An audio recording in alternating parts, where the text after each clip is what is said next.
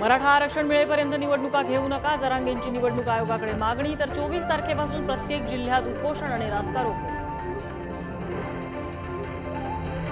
आपल्या विरोधात सरकारकडून बदनामीचं षडयंत्र रचलं जात असल्याचा जरांगेंचा आरोप। बारस्कर महाराजांवरही जरांगेंचा हल्लाबोल। सरकारनं ट्रॅप तात्काळ बंद करावा, जरांगेंची मागणी। समाजाला दिलेलं 10% आरक्षण टिकेल याबाबत शंका। मराठा आरक्षणाला अनुसरून शरद पवारांचं मोठं विधान, तर विधेयक औपचारिकता म्हणून मंजूर झाल्याचाही दावा। केंद्राचा हमीभावाचा प्रस्ताव शेतकरी नेत्यांना नामंजूर। शेतकऱ्यांची दिल्लीकडे कूच। सीमेवरच्या अडथळ्यांना भेदत शेतकऱ्यांची आगेकूच सुरू।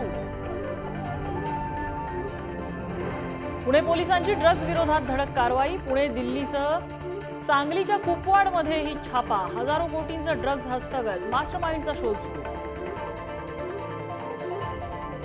राज्यात 12वीच्या परीक्षेची सुरुवात। ठिकठिकाणी परीक्षा केंद्रांबाहेर कॉपी पुरवणाऱ्यांचा सुळसुळाट। तर अमरावतीमध्ये मृदा आणि जलसंधारण विभागाचा पेपर फुटला।